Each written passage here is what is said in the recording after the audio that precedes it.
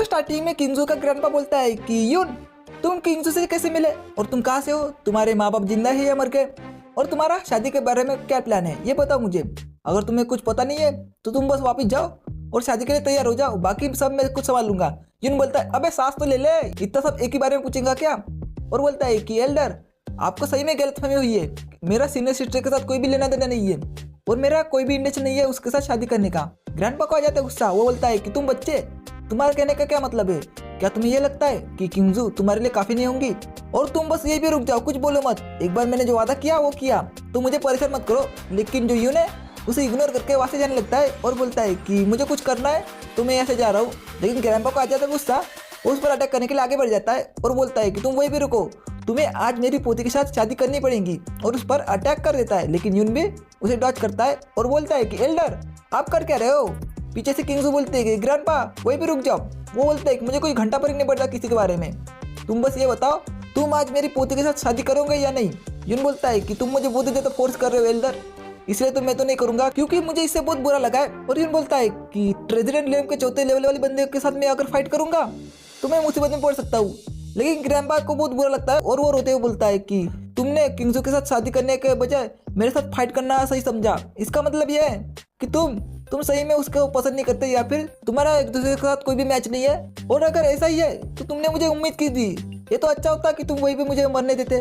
फिर पीछे से किंजू बहुत गुस्से से बोलने लगती है कि ग्रैंडपा आप कितनी और देर यहीं पे नोटिंग करने वाले हो। ग्रैंडपा घबरा जाता है और उनका हाथ पकड़ के वहां से जाने लगता है। वो बोलता है कि तुम बस एक फेलो डिसाइपल हो, एक फेलो डिसाइपल, मैं समझ गया, और तुमने मेरी जान को बचाया है, तो चलो मैं तुम्हें अपने ट्रेजर को दिखाता हूँ, वहाँ से तुम कुछ भी ले लेना जो कि तुम्हें चाहिए, और ये मेरी तरफ से तुम्हारे लिए गिफ्ट समझ कर रख लेना।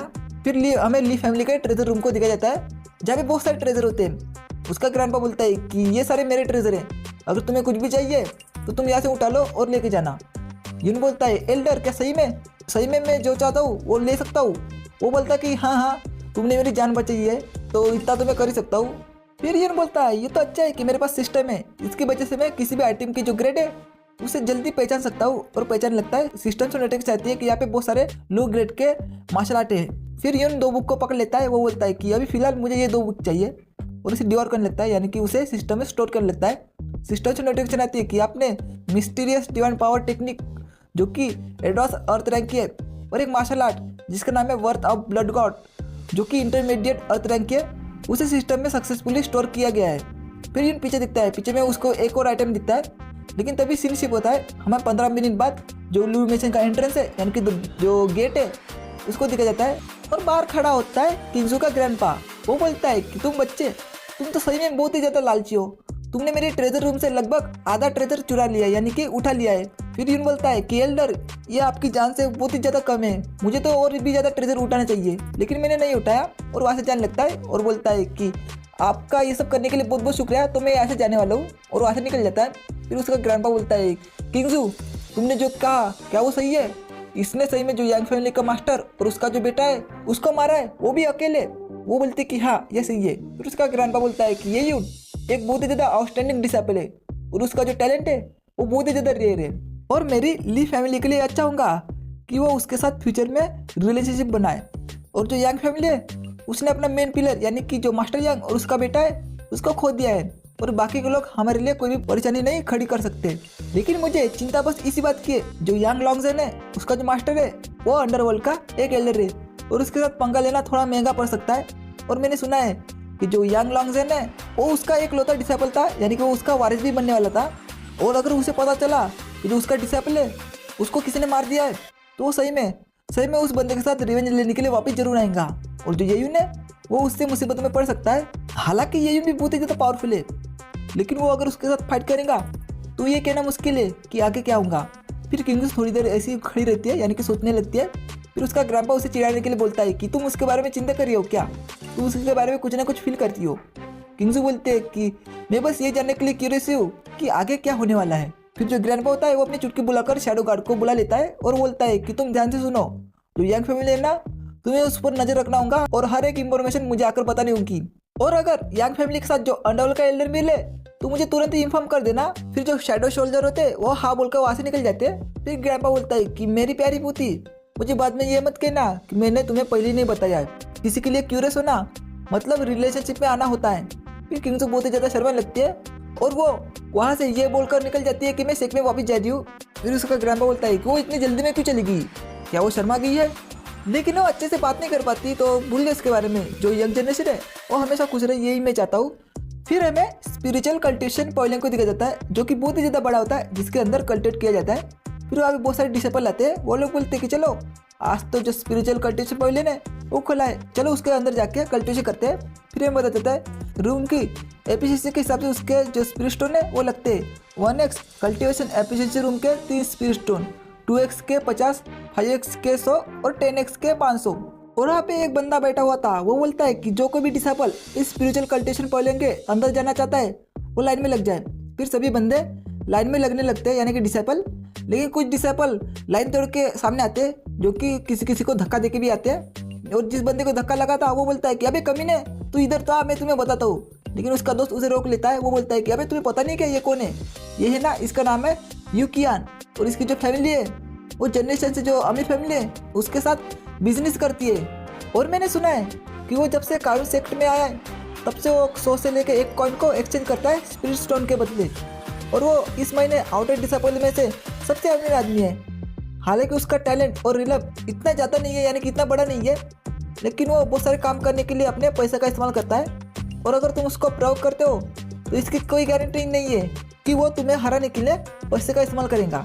फिर यूकियान बोलता है कि मैं हमेशा से जो रूम यूज़ करता हूँ, यानी कि 10x कल्टिवेशन एफिशिएंसी रूम, मुझे वो चाहिए। फिर पीछे वाला बंदा शॉक हो जाता है, वो बोलता है क्या 10x कल्टिवेशन एफिशिएंसी रूम। फिर उसका दोस्त बोलता है कि अभी तुम समझे ना कि मैं तुम्हें क्यों रोक रहा था। जो 10x कल्टिवेशन एफिशिएंसी रूम है वो इस पूरे स्पिरिचुअल कल्टिवेशन पवेलियन में एक लौता रूम है, और उसके अंदर जाने की जो कीमत है वही 500 स्पिरिट स्टोन है। हम इस जैसे अमीर बंदे के साथ पंगा लेने के बारे में नहीं सोच सकते। फिर जो स्पिरिचुअल कल्टिवेशन पवेलियन का जो गार्ड होता है वो बोलता है कि तुम लेट हो चुके हो, जो 10x कल्टिवेशन एफिशिएंसी रूम है ना वो पहले से बुक हो चुका है। यूकियान और पीछे वाले बंदे शॉक हो जाते हैं, बोलते हैं क्या। फिर यूकियान उस गार्ड के पास आता है, वो बोलता है क्या सही में जो स्पिरिचुअल कल्टिवेशन पवेलियन का जो 10x एफिशिएंसी रूम है वो तो हमेशा से अनबुक रहता है, और आखिरकार किसके पास एबिलिटी है कि वो मेरे अलावा उस रूम का इस्तेमाल कर सकता है। फिर जो एल्डर होता है, यानी कि जो गार्ड होता है, वो बोलता है क्या तुम्हें ऐसा लग रहा है कि मैं झूठ बोल रहा हूँ, तो तुम अपनी आंखों से क्यों नहीं देखते। फिर जो स्पिरिचुअल कल्टिवेशन का जो टॉप का रूम होता है वही 10x एफिशिएंसी रूम होता है, जो कि ग्लो कर रहा होता है, यानी कि इसका मतलब उसके अंदर कोई ना कोई है। फिर यूकियान के बंदे बोलते हैं कि बॉस जो 10x कल्टिवेशन एफिशिएंसी रूम है वो तो पहले से बुक है, तो क्या हम यहाँ से जाने वाले हैं। फिर यूकियान हंसते बोलता है कि हम यहाँ पे रुकने वाले हैं। और बाकी के बंदे को बोलता है कि तुम लोगों को क्या रियलाइज नहीं हुआ कि 10x कल्टिवेशन एफिशिएंसी रूम के अंदर का इस्तेमाल कोई क्यों नहीं कर सकता।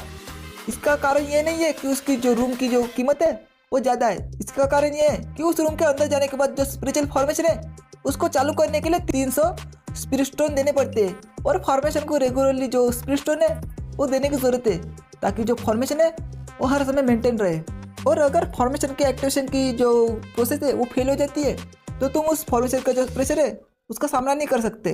तुम बस यही रुको और इंतजार करो और देखो कि आगे क्या क्या होता है। वो जो बंदा है ना उसके पास भले जो उसको यूज़ करने के लिए पैसा हो, लेकिन अंदर जो फॉर्मेशन है उसे एक्टिवेट और मेंटेन रखने के लिए उसके पास पैसे नहीं होंगे, तो वो 1 घंटे के अंदर अंदर बाहर आ जाएगा। मुझे पूरा यकीन है। पीछे वाले बंदे बोलते हैं कि बॉस तुम तो सही में फकिंग जीनियस हो। लेकिन 1 घंटा हो जाता है, वो बाहर नहीं आता। फिर यूकियान बोलता है कि 1 घंटा तो हो चुका है, तो वो अभी बाहर आने ही वाला है। जब वो बाहर आ जाएगा तब मैं उसकी बुंड पे लात मार मार के सुझा दूंगा।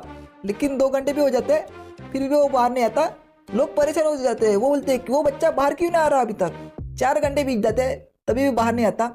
उसके साथ वाले बंदे उसके हाथ पे ही सो जाते हैं। यूकियान होता है, वो बोलता है कि मैं अभी थक चुका हूँ। और जो बंदे उसके हाथ पे सोए थे उनको थप्पड़ मारता है। वो बोलता है कि तुम मेरे कपड़े को खराब कर रहे हो तुम्हारी लाश से। फिर एक बंदा बोलता है कि बॉस बहुत लंबा समय हो चुका है, वो बंदा अभी तक नहीं बाहर नहीं आया, तो अभी हम क्या करने वाले हैं। और उसको देखने से ऐसा नहीं लग रहा वो कोई गरीब इंसान होगा, वो तो कोई अमीर इंसान होगा कि इतनी देर तक वो 10x कल्टिवेशन रूम को इस्तेमाल कर रहा है। फिर जो लॉन्ग किएंगे उसको भी गुस्सा आ जाता है। वो बोलता है कि कायन सेक्ट में मेरे अलावा दूसरा सबसे अमीर आदमी है हाउ यूकियान। और जिस बंदे ने आज मेरे से जो 10x कल्टिवेशन रूम है वो छीना है, मैं उसको जरूर सबक सिखाऊंगा। उसके बाकी के बंदे बोलते हैं कि हाँ बॉस आप आगे चलो, हम तुम्हारे साथ हैं।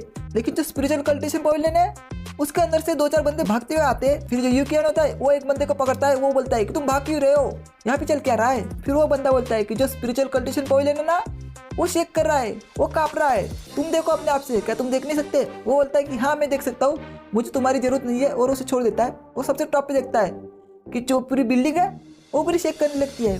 और यू कैन बोलता है क्या वो उस बंदे की वजह से हुआ है जो कि टेनिस कल्टिवेशन एफिशिएंसी रूम को यूज कर रहा है, और क्या वो अगले रिले में ब्रेक थ्रू कर रहा है।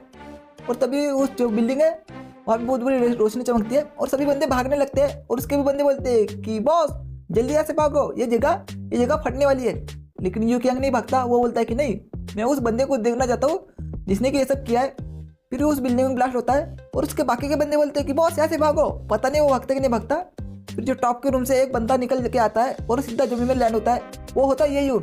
वो बोलता है कि ये जो स्पिरिचुअल पवेलियन है ना, ये तो सबसे अच्छी जगह है कल्टिवेशन करने की। इस सिस्टम से नोटिफिकेशन आती है कि आपने 24 अटैक स्पीड यानी कि 20 गुना ज्यादा अटैक स्पीड को अनलॉक किया है। फिर यून बोलता है कि जो ली फैमिली का जो ट्रेजर है उसका इस्तेमाल मैंने स्पिरिचुअल कल्टिवेशन पवेलियन की जो स्पिरिचुअल कास्टिंग फॉर्मेशन है उसमें किया, और उसने मुझे डिसअपॉइंट नहीं किया। और इससे मैं सीधा ग्रैंड मास्टर रिलम के 5वें स्टेज से प्रेसिडेंट रिलम में पहुंच चुका हूँ, और जो नेक्स्ट इनर सेक कॉम्पिटिशन है उसको तो मैं आसानी से जीत सकता हूँ। फिर वहाँ पे दो बंदे होते हैं। वो बोलते हैं कि बॉस कहाँ गए? फिर उस बॉस को निकालते हैं यानी कि मिट्टी के अंदर से, ढेर के अंदर से। फिर वो बोलते हैं कि बॉस जल्दी उठो, यानी कि जो यून है वो सीधा यू कैन के ऊपर ही लैंड हुआ था, जिससे कि यू कैन पूरी मिट्टी के अंदर घुस चुका था। तो यही पे अपना चैप्टर खत्म होता है। तो आपको ये वीडियो कैसा लगा मुझे कमेंट में जरूर बताना। मैं मिलता हूँ नेक्स्ट वीडियो में, तब तक के लिए बाय बाय, सायोनारा।